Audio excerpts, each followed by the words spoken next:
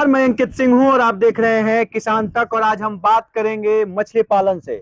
और मछली पालन में विशेष तौर से हम उस विषय को लेके आए हैं जिसमें हम ये कम जगहों में एक बेहतर मछली पालन कैसे किया जा सकता है।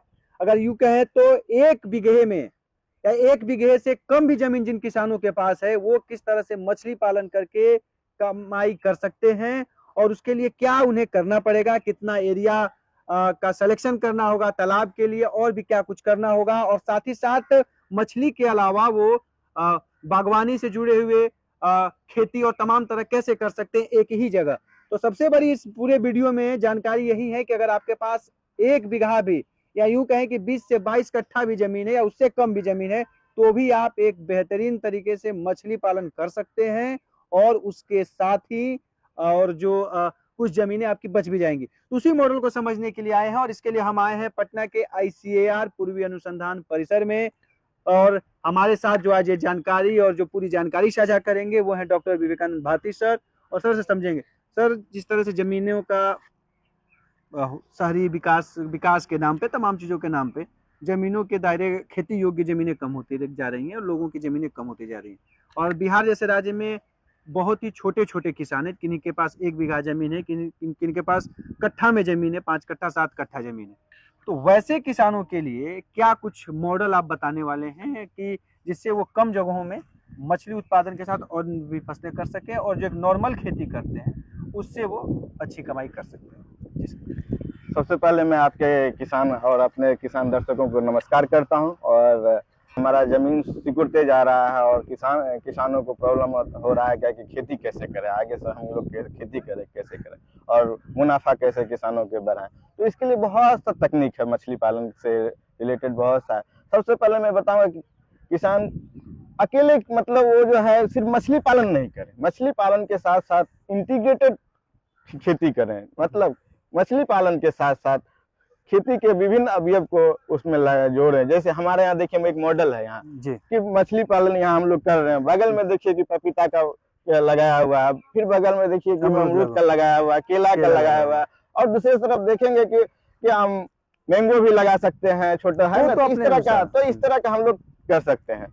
तो ये तो एक इंटीग्रेटेड है। इसके अलावा बहुत सा छोटा छोटा तकनीक भी है, छोटे छोटे जमीन के, जैसे बायोफ्लॉक हो गया, एक्वापोनिक्स तकनीक हो गया, एजोला कल्चर हो गया और पर्ल कल्चर हो गया। ये सब तकनीक को भी अपना के किसान जो है ना लाभ मुनाफा कमा सकते हैं। तो सर बात हमारी जो, क्योंकि हम बात बिहार में है जी और हमारे यहाँ बिहार में हमारे जो किसान भाई हैं या जो जमीनों का है, एक बहुत बड़ी आबादी जो है जिनके पास, मैंने शुरुआत में बताया कि 5 से 7 कट्ठा, किसी के पास एक बीघा जमीन है, किसी के पास बहुत ज्यादा है, तो कई, लेकिन एक बहुत बड़ी आबादी जो है जिनका 3 या 4 बीघा से कम ही जमीनें हैं और बहुत ही हैं। तो ये जो मॉडल की बात हम कर रहे हैं कि अगर किसी के पास 10 से 12 कट्ठा जमीन हो तो वो कैसे एक बेहतर तालाब का निर्माण करवा सकता है और मछली पालन कर सकता है, क्या कर सकता है, उसके बारे में सर बताइए। तो मैं ये बताना चाहूंगा कि सबसे पहले हमारा मछली पालन का है, तो मछली पालन हमारा मेन फोकस रहना चाहिए। मछली पालन करते हैं, ठीक है, तो मछली पालन के लिए हमें ज्यादा जमीन देना चाहिए।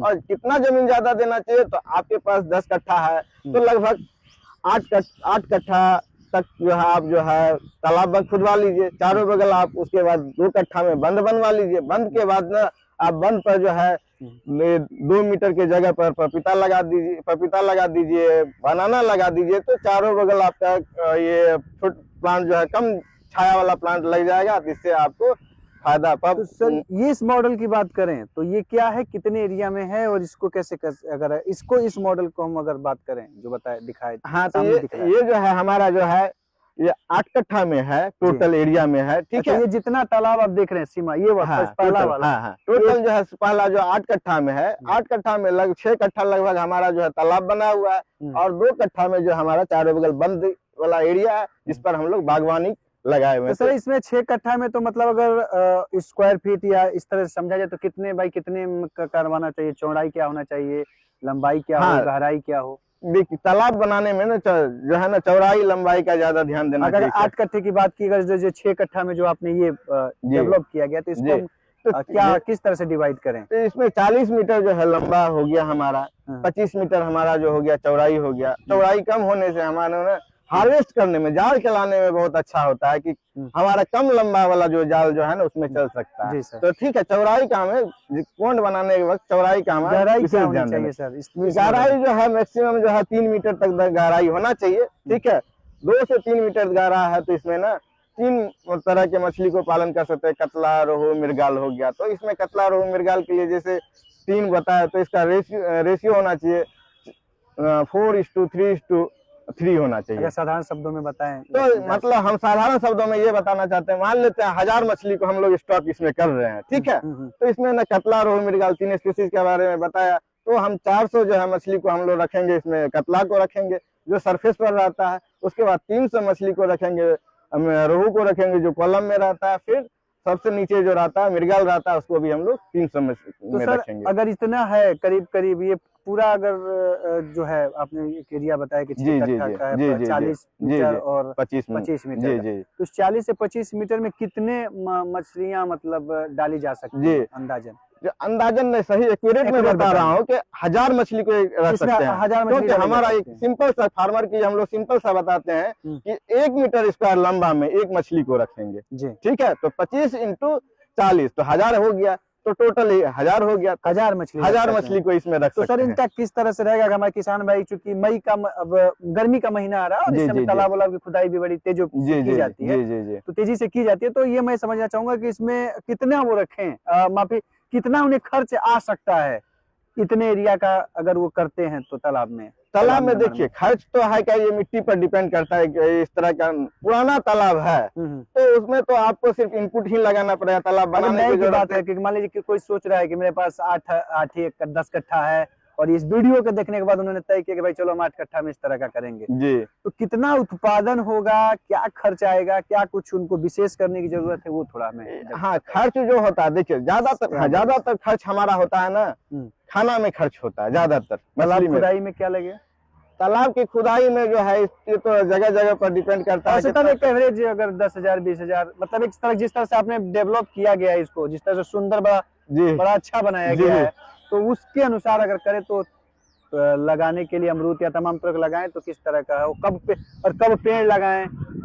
तालाब के साथ खुदाई के बाद ही लगा दें या कुछ एक सीजन बीतने के बाद लगाएं, क्या कुछ करें? हाँ, एक्चुअली तालाब को पहले अच्छी तरह से हम लोग खुदवाएं, बहुत अच्छे तरह से। बंद इसका बहुत स्ट्रांग होना चाहिए क्योंकि बंद जो है ना मिट्टी पर डिपेंड करता है। यदि अच्छा मिट्टी है तो 2:1 का बंद होना चाहिए, ठीक है। अच्छा मतलब क्ले और लोमी मिट्टी जो है आपका तो 2:1 का बंद होना चाहिए, ठीक है। बंद अच्छा रहेगा तो आपका बंद बगल से गिरेगा नहीं, ठीक है। और बंद से गिरेगा नहीं तो आपका तालाब अच्छा स्ट्रांग रहेगा और मैनेजमेंट करने की कम जरूरत पड़ेगा, कम लागत पे पड़ेगा। उसके बाद आप तालाब बनवाए, पहले एक बार मछली का उत्पादन ले लें, स्ट्रांग आपका तालाब हो जाए थोड़ा सा, उसके बाद आप लगाइए उस पर। उसके बाद लगे मतलब एक सीजन के बाद अच्छा आपका हो रहेगा। जी जी। तो सर एक का अगर मोटा मोटी समझे तो कितना उत्पादन हो जाता होगा अगर अनुमानतः अगर 1000 हमने डाला फीस, एक देखिए कितने खर्चा और कितना एक आमदनी हो सकता है जो बाजार में रेट है? जी जी जी, ये तो हम लोग इधर तो कमर्शियल लेवल पर हम लोग नहीं बेचते हैं, लेकिन इधर ये मैं बताता हूं कितना उत्पादन हो जाता है।